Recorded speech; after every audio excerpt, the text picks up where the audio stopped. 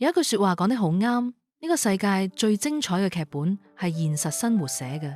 TVB 寫得出一個81歲老人家要靠住公開私人錄音嚟保護自己呢種劇情嗎？寫唔出，太殘忍，觀眾信唔過。但係呢件事就係真實發生喺香港，發生喺我哋成日喺電視機前面睇住阿爺廚房嗰個親切老人家李家鼎身上。大家好，我係姜姜。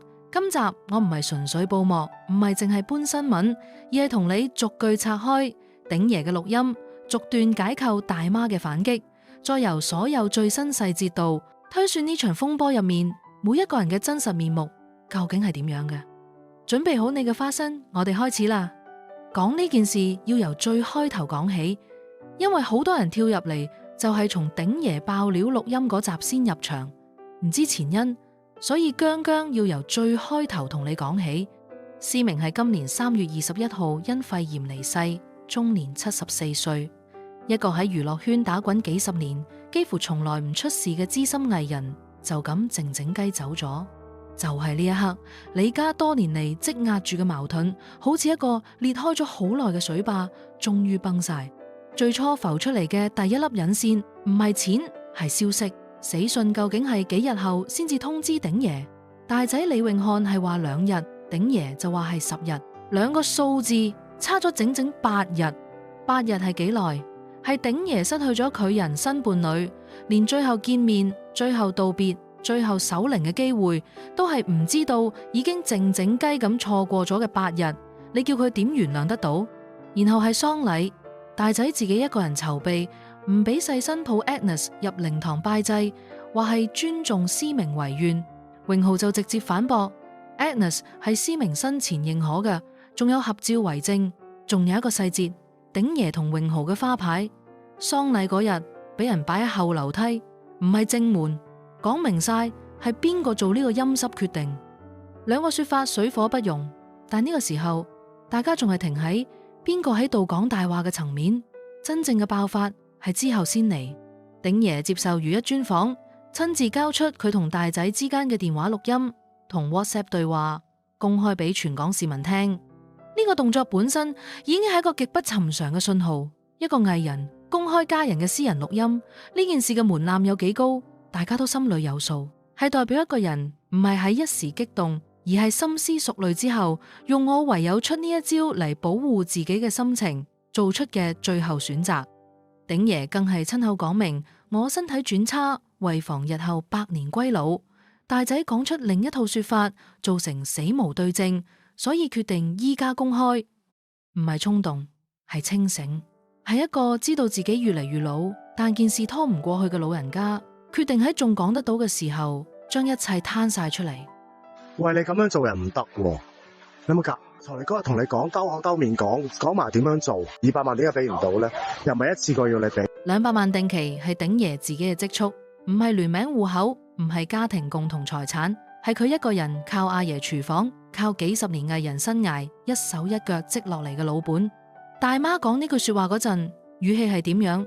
唔係問，唔係請求，係質問，係用一種你理所當然應該俾，你欠住我嘅口吻，要求老父交出一筆同佢根本冇關係嘅錢。但更加震撼嘅係呢一個細節，大媽唔係話老豆你有冇積蓄呀咁籠統問，佢係知道鼎爺有200萬定期，而且仲知道個定期幾時到期。你停低諗下，定期存款係有到期日嘅，提早攞出嚟係要俾罰息嘅，等到期先至存取，先係最着數嘅做法。大媽連個到期日都計埋，唔係臨時起意喊老父攞錢，係長期監察住鼎爺每一筆錢嘅動向，等個定期到期就打算落手。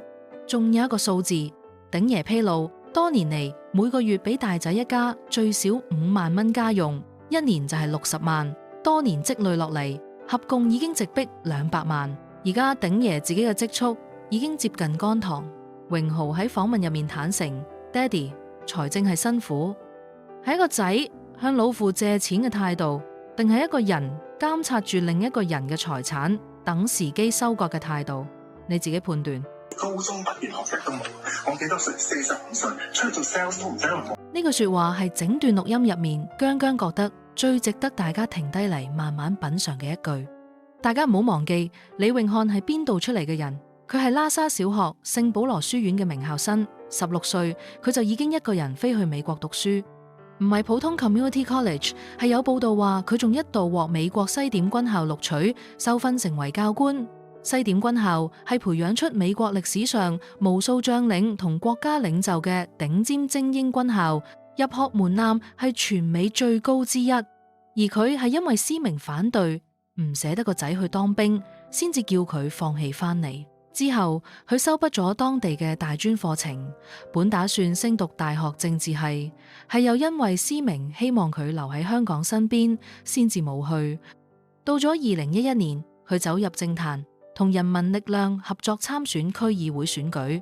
喺嗰次競選訪問入面，佢係親口講㗎，以前喺大學讀書都係修讀政治學，所以並唔係突然間對政治有興趣，係大學，係政治學，係清清楚楚講出嚟嘅學歷。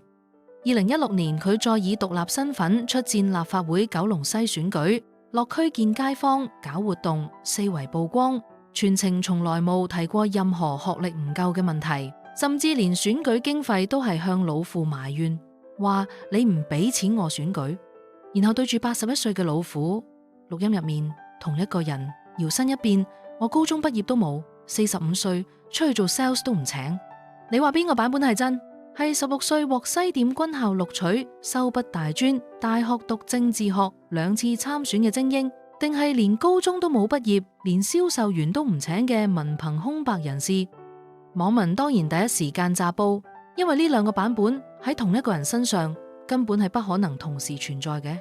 一係當年參選時吹大咗，一係而家喺老父面前扮窮扮慘，用我冇能力嚟為自己唔做嘢攞錢，製造藉口。但係講深一層，你有冇留意到一件更值得分析嘅嘢？不論佢真實學歷係點，呢句說話嘅重點根本唔係學歷，係思維方式，係一個人喺面對你點解唔去做嘢養自己呢個問題嗰時，佢嘅答案係咩？係我唔夠努力，係我要改變，係我去試下，定係個世界唔請我，係我學歷唔夠，係我年紀大，係外在因素令到我冇法子？呢種將所有責任完全推俾外在因素，從來唔喺自己身上揾原因嘅思維，喺心理學上面有個名叫外在控制信念，即係個世界嘅問題，唔係我嘅問題。有呢種思維嘅人唔會覺得自己有責任改變處境，因為喺佢嘅邏輯世界入面，一切都係外因造成嘅。正係有咁嘅思維，一個曾經話自己係精英，曾經話要從政報國嘅45歲男人，先至可以坐喺思明留低嘅咸碧別墅入面，養住一家5口3個孫，月月攤大手板，連哼都唔哼一聲。有個屋契就係我手，我訂咗你銀行，你吹啊！我仲有好多嘢玩。呢個係整段錄音嘅高潮，亦係最需要拆解清楚嘅一句。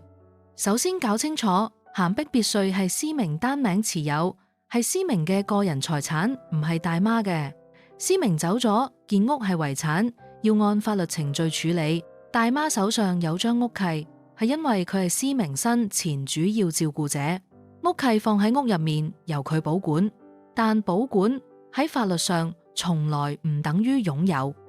仲有一點好多人唔知，鼎爺係完全冇繼承權嘅，因為佢係思明嘅前夫，喺法律上早已係局外人。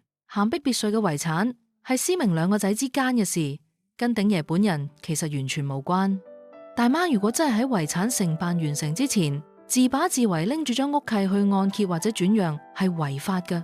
其他繼承人可以告佢，後果係罰款甚至監禁。換句話講，佢嗰句掟 X 咗去銀行，你吹啊，係一個講得出做唔到嘅廢話，至少係喺法律程序完成之前做唔到嘅。但你有冇留意到佢嗰句我仲有好多嘢玩？呢句唔係一個衝動嘅人隨口噴出嚟嘅激氣話，而係一個話俾你知我有計劃有棋可以落嘅聲明。呢張屋契係佢喺整個家族博弈入面預謀咗好耐嘅底牌。一個45歲嘅男人對住81歲嘅親生老父，知道200萬定期嘅到期日，知道屋契係一張底牌，知道幾時爆粗可以令老父退讓，每一個動作都係計算過嘅，唔係衝動，唔係激氣，係一個對人性有相當計算嘅人，喺用呢種方式同自己嘅老父講嘢。大家覺得李永漢係一個頭腦簡單、食老本嘅爛仔，定係一個清楚知道老父嘅情感弱點係乜，清楚知道自己手上有幾多底牌，然後有系統咁逐步使用嘅人？鼎爺錄音出街唔夠24小時，大媽出手反擊，但係大家留意佢嘅反擊方式唔係正面解釋我點解要向老父攞咁多錢，因為個聲係真實㗎，賴唔甩。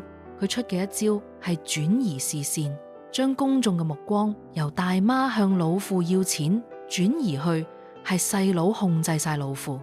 佢公開咗一批自己收藏嘅錄音同片段，指控細佬李永豪夫婦軟禁鼎爺控制財產，仲話鼎爺喺公眾面前講嘅所有嘢全部係俾細佬安排好，目的係要喺爭產戰入面將大媽打低。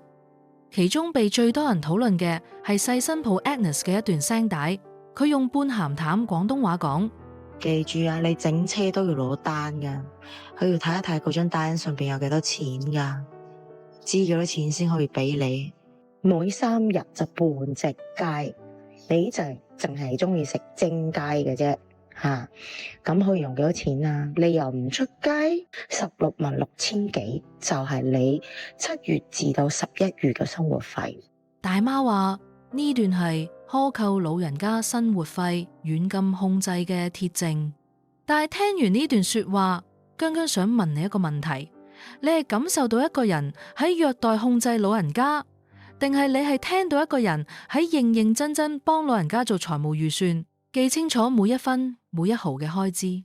而且大家有冇留意 Agnes 係台灣人，廣東話唔係第一語言，講嘢有時聽落去夾硬㗎，但語氣硬唔代表有惡意。更加關鍵嘅係，永豪之後公開咗完整版本嘅前文後理，係因為大媽長期滋擾鼎爺攞錢，鼎爺主動將財務交由 Agnes 管理，係雙方有共識嘅安排，目的係多一重保護，令大媽唔可以再直接向老父施壓。Agnes 計算生活費係受委託，唔係單方面強迫。永豪亦坦言自己當時之所以激動，係因為嗰輪老豆攞錢攞得太勁，講又唔聽，咁一定嬲，係有脈絡㗎，唔係無端端控制老人家。大媽將 Agnes 計算生活費呢個畫面剪走晒所有前因，單獨擺喺觀眾面前，等人自己腦補。呢個係虐打老人家嘅結論。呢種操作有個名叫斷章取義，拎走一段說話嘅脈絡，留低最激嗰句，成功令觀眾入戲。識得分析媒體嘅人一眼睇穿，但一般觀眾係會信嘅，所以呢招係聰明嘅，亦係計算過嘅。仲有一個最大嘅邏輯漏洞，大家要留意。大媽話鼎爺所有說話都係細佬安排佢講嘅，但係鼎爺接受過咁多次面對唔同記者、唔同媒體嘅獨立採訪，次次都情緒自然、細節清晰、金額準確、前後邏輯一致地講出自己嘅立場。一個真正俾人操控緊，說話係人預先安排好嘅人，佢嘅表現係點樣嘅？係照本宣科，係情緒平板，係一旦記者追問細節就答唔上嚟，係每次受訪說話都係同一個版本，唔會有新嘢爆出。但我哋喺電視上面見到嘅鼎爺係點樣？係喺採訪途中突然忍唔住崩潰痛喊，係被記者追問嗰時即場激動反應，係每次訪問都係有新細節、新情緒、新補充爆出嚟。呢啲嘢係一個人幫你計算好台詞、排練好反應做得出嚟嘅嗎？大媽話老父係木偶，但一個真正嘅木偶係唔會喺咁多次採訪入面次次都喊得咁真、嬲得咁真嘅。依家講清楚呢場風波最根本嘅核心係乜？施明生前居住嘅係位於九龍塘筆架山嘅咸碧別墅，市值估計800萬至1200萬左右。施明係單名業主，唔係鼎爺，唔係大媽，係施明一個人嘅名。施明走咗，間屋係佢個人遺產，要按施明自己嘅遺囑安排。如果施明有立遺囑，就按遺囑分配，如果冇立遺囑，就按香港冇遺囑繼承法，由法庭決定點樣分配。大媽手上有張屋契，屋契係物業登記文件，唔係擁有權嘅證明。喺土地註冊處係查得到業主係邊個㗎。就算大媽拎住張屋契唔肯交，只要法庭落令，就係必須交出嚟，否則係藐視法庭，可以面臨罰款甚至監禁。所以掟 X 落銀行，你吹啊，係恐嚇，係空話，係虛張聲勢。佢喺法律上面唯一真正有嘅優勢係坐喺嗰度唔走，係用物理佔有嚟拖延，增加對方清場嘅時間成本。但係永豪一邊已經揾好律師同會計師，表明如涉違法，一切採取法律行動。法律戰係遲早嘅事。永豪喺思明離世後首次公開現身，接受 TVB 娛樂新聞台獨家足本訪問，代鼎爺報平安。其實佢就冇乜心情食嘢咁樣，但係而家咧就調理緊啦。好咗之後咧，佢開始有胃口啦。佢而家最想食鴨腿湯飯，有次買咗太清啊！我之前係啊，佢想跟住我太太都話：老爺你唔好食太多肉啊。我唔得啊，我冇肉唔得，都好嘅。跟住就但係曳咯，唔肯食菜咯。佢做咗 body check 㗎啦，之後同佢話好彩真係冇事，其實就係營養食得唔夠，營養不良為主。一個話肚餓、對食有要求嘅81歲老人家，比一個食極唔飽嘅老人家好睇好多。但係永豪都坦白講，爹哋財政係辛苦，幸好我仲開緊工，而家由我嚟撐。佢已經翻去拍愛回家，用自己嘅工資養起老父，同太太輪流照料鼎爺日常起居。因為鼎爺依家連洗衫揸車都做唔到，生活起居要全面接手。仲有一件令人心酸嘅事，永豪喺訪問入面坦言，直到而家佢哋都仲未知施明安葬喺邊度。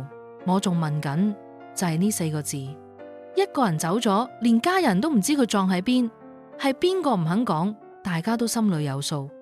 睇完所有資料，姜姜想同你分享幾個推算。關於大媽，最關鍵嘅問題唔係佢係好人定壞人，係佢係衝動定計算型。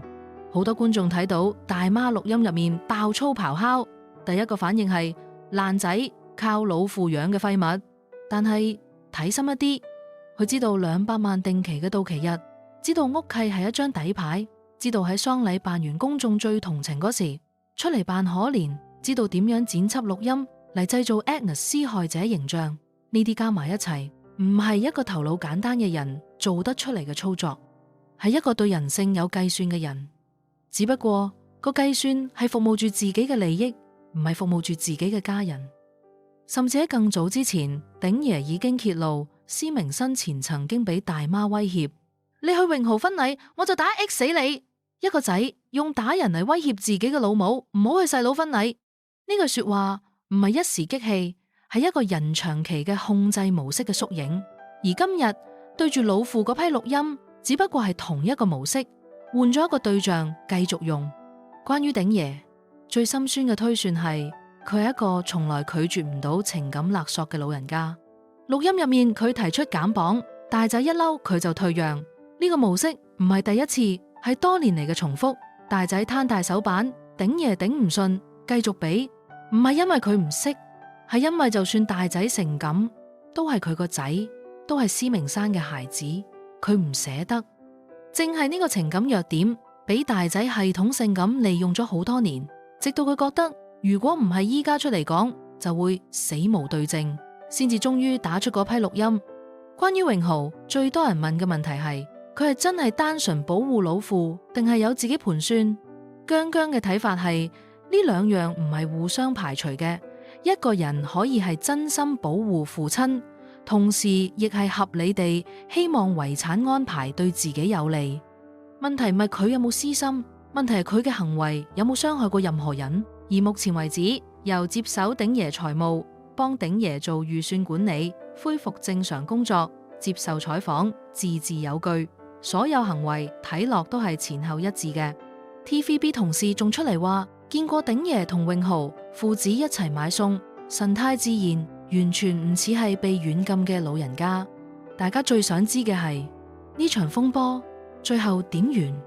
咸碧別墅係咪最終俾大媽佔住唔使走？鼎爺嘅積蓄係咪就咁蒸發晒冇得追翻？定係永豪最終可以用法律將成件事翻轉過嚟？姜姜用手頭上所有資料同你推算3個最有可能嘅走向。第一個可能，法律戰正式開打，媒體口水戰轉移去法庭。一旦思明遺囑問題正式啟動，大媽係咪配合交出屋契，係咪配合遺產承辦，就係最大嘅焦點。榮豪已經表態，如果大媽繼續拒交屋契，法庭發強制令係必然走向。到時候媒體爆嘅料會少咗，但背後嘅角力只會更加激烈。第二個可能，大媽嘅爆料策略效果會越嚟越弱。第一批錄音出街，全港轟動；第二批、第三批出街，觀眾已經開始問呢段係咪完整嘅，有冇俾人剪輯過？當公眾嘅信任度一點一滴消耗完，大媽再爆幾多都係越嚟越少人理。喺媒體戰入面，可信度係最貴嘅資源，而一批又一批嘅選擇性錄音正在將呢樣嘢消耗緊。去到某個臨界點，大媽可能會發現繼續打落去，對自己嘅法律處境只會越嚟越差。到時候私下和解反而係佢唯一嘅止血出路。第三個可能，亦係最令人擔心嘅，鼎爺嘅健康係最終嘅決定性變數。鼎爺81歲，慢性腸胃炎，暴瘦20磅。思明走咗之後，情緒極度低落。佢喺訪問入面喊住話：我晚晚都喊，我發夢見到思明，我話我永遠照顧你，但佢冇答我。雖然永豪最新透露鼎爺身體有好轉，開始有胃口食嘢，但81歲嘅老人家加上咁大嘅精神壓力，一切都係脆弱嘅。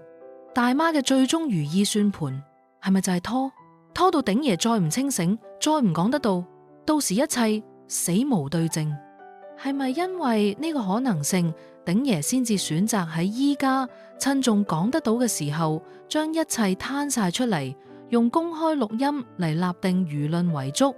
呢個問題係李家風波入面最深沉嘅一個問題。一段錄音照出人性嘅底色。鼎爺嘅故事唔係大仔係壞人，細仔係好人咁簡單，而係一個香港老人家用咗一生養大2個仔，到最後要靠住公開私人錄音嚟保護自己晚年嘅一個殘酷而真實嘅處境。我完全肯定由細仔為我交代嘅嘢先係啱，大仔講嘅完全係錯。